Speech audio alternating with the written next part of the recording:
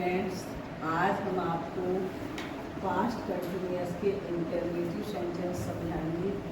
देखिए, सबसे पहले इसकी recognition. How will you know that this sentences are of past continuous. यदि वाक्य के अंत में कहा था, रही थी, रहे थे आता है और वाक्य क्या से शुरू हो तो हमारा वाक्य पास्ट कंटिन्यूअस का इंटरमीडिएट वाक्य होगा।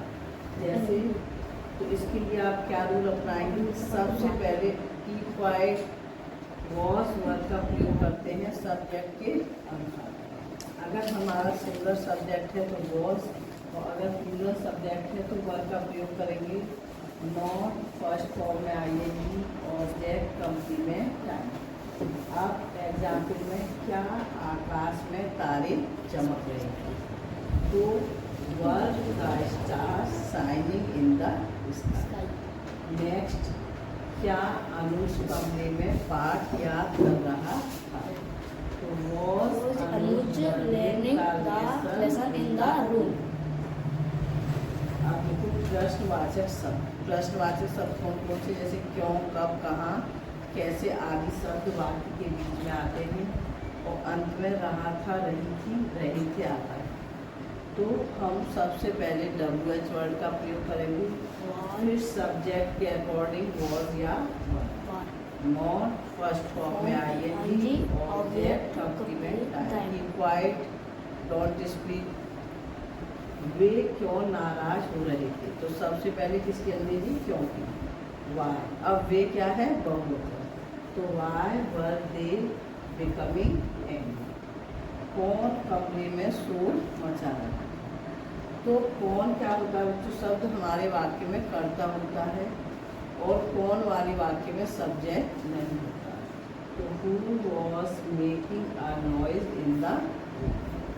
नेक्स्ट, तुम क्या सोच रहे थे तो अगर वाक्य के बीच में क्या आता है तो वो क्या ऑब्जेक्ट के रूप में होता है और उस वाक्य में ऑब्जेक्ट का प्रयोग नहीं होता। What were you thinking?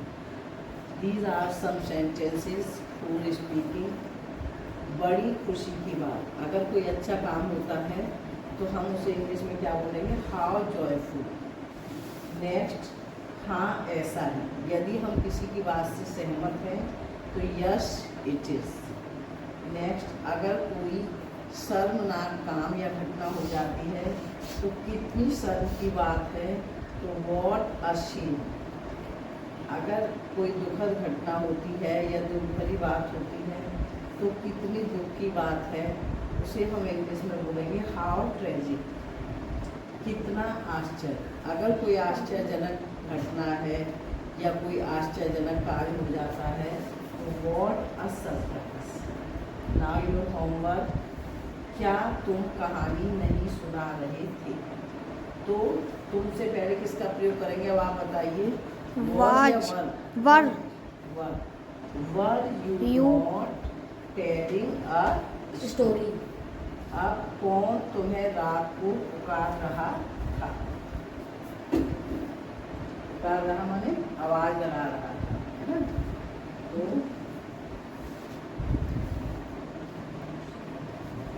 क्या होगा? कौन के लिए किस शब्द का प्रयोग करेंगे इंग्लिश में? Who। और था के लिए was। Who was calling you at night। अब इसी तरह दिव्या कैसे पुस्तक पढ़ रही थी तो कैसे की अंग्रेजी क्या होगी बच्चों? How. How was Divya reading the। These sentences you have to translate into Hindi। Was he learning a poem तो क्या होगा? क्या वह एक कविता याद कर रहा था। What were they singing? वे क्या गा रहे थे। Whom were you teaching? Whom की अंग्रेजी कौन। Whom को हिंदी में क्या कहेंगे? किसको। तुम किसको पढ़ा रहे हो। Thank you for listening me. Have a nice day today.